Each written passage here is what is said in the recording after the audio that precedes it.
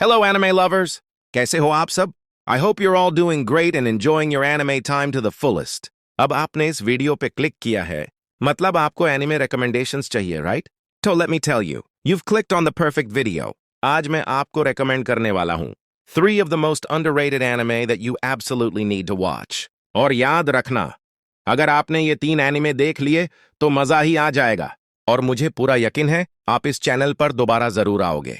और हाँ, अगर आपने ये 3 एनिमे ऑलरेडी देख लिए हैं तो कमेंट सेक्शन में जरूर बताना कि आपको कौन सा सबसे ज्यादा पसंद आया, ताकि दूसरे एनिमे फैंस को भी पता चले। सो चलिए वीडियो को स्टार्ट करते हैं। Number 1, summer time rendering. कहानी एक लड़के शिनपे याजिरो की है जो टोक्यो में रहता है। उसकी चाइल्डहुड फ्रेंड उशियो कोफुने की मिस्टीरियस डेथ के बाद वो अपने होम टाउन हितोगशिमा आइलैंड वापस आता है। शिनपे को लगता है उशियो ड्राउनिंग से मर गई, पर धीरे धीरे उसे पता चलता है कि इसके पीछे एक डेंजरस सीक्रेट है। आइलैंड पे उसे एक चीज के बारे में मालूम पड़ता है जिसे लोग शैडोज बोलते हैं। ये शैडोज इंसान की एग्जैक्ट कॉपी बनाते हैं और फिर रियल इंसान को मार देते हैं। एक अटैक में शिनपे मर जाता है, पर उसी मोमेंट वो दोबारा अपने पास्ट में रिसेट हो जाता है। एग्जैक्टली उशियो के फ्यूनरल वाले दिन पर। तब उसे समझ आता है कि उसके पास एक टाइम लूप एबिलिटी है। जब भी वो मरता है वो वापस एक फिक्स टाइम पे आ जाता है। हर रीसेट के साथ वो ज्यादा इन्फॉर्मेशन गैदर करता है और शैडोज को रोकने के लिए नए प्लान्स बनाता है। बाद में पता चलता है कि रियल उशियो मर चुकी है, लेकिन एक शैडो ने उसकी कॉपी बनाई थी। लेकिन ये वाली शैडो उशियो दूसरों की तरह इविल नहीं होती। उसके अंदर रियल उशियो की यादें और दिल बचा होता है। इस वजह से वो शिनपे के साथ मिलकर लड़ती है। शैडोज की लीडर है हैने, जो एक छोटी लड़की जैसी दिखने वाली एंशिएंट एंटिटी है। उसका गोल है पूरे आइलैंड और वर्ल्ड को शैडोज से भर देना। उसका सबसे बड़ा सपोर्टर है शिडेहिको हिशिगाटा शीडे, जो इमॉर्टल होने की इच्छा रखता है और बहुत पावरफुल है। शिनपे, उशियो और उनके दोस्तों सो, मियो, हिजुरु एटसेट्रा की टीम शैडोज के अगेंस्ट फाइट करती है। कई बार शिनपे लूप में मरता है और वापस आता है, हर बार नए ट्रूथ के साथ। लेकिन हर रीसेट के बाद चेक पॉइंट आगे बढ़ जाता है। इसका मतलब उसके पास टाइम कम बचता है। एंड में रिवील होता है कि शायद का में गोल इमॉर्टैलिटी पाना है और हैने उसकी हेल्प कर रही है। शिनपे और उशियो उनको रोकने के लिए एक फाइनल स्ट्रैटेजी बनाते हैं। एक बड़ी फाइट होती है जिसमें कई लोग अपनी जान दे देते हैं। लास्ट में शिनपे और उशियो हैने और शायद को डिफीट कर देते हैं। बैटल के बाद शिनपे एक फाइनल बार पस्ट में रीसेट होता है। इस टाइम लाइन में सब कुछ नॉर्मल होता है।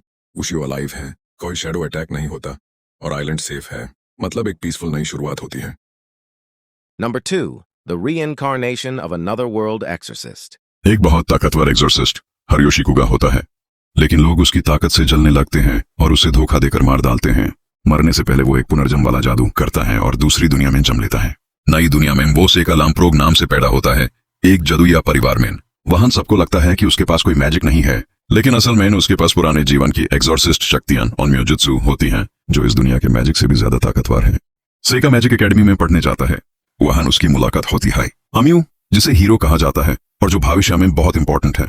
ईफा, एक शांत लड़की जिसके पास छुपी हुई शक्तियां हैं। सेका चाहता है कि इस बार शांति से जिए, लेकिन हालात उस हमेशा लड़ाई और मुश्किलों में डाल देते हैं।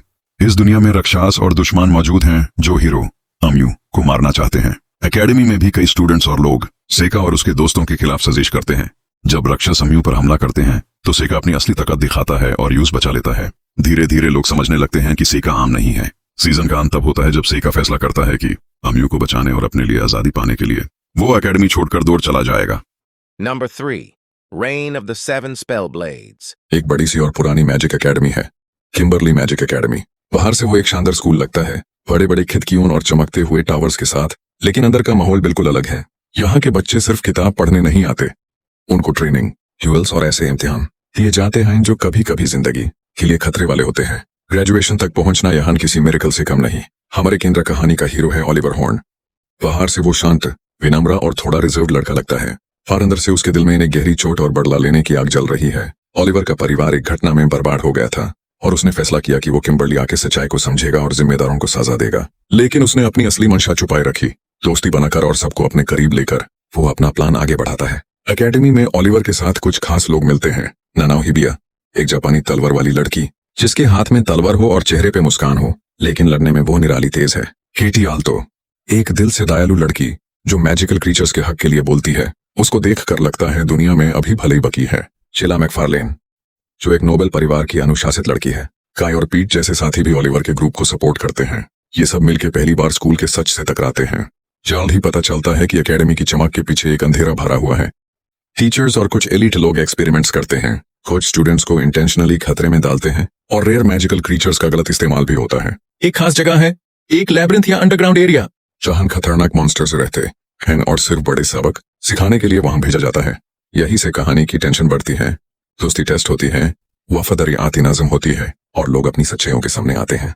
अगर आपको वीडियो अच्छी लगी हो तो लाइक करना मत भूलना, और अगर आप और एनिमे रिकमेंडेशंस चाहते हो तो सब्सक्राइब करके कमेंट कर देना ताकि मैं आपके लिए और अमेजिंग एनिमे वीडियोस ला सकूं।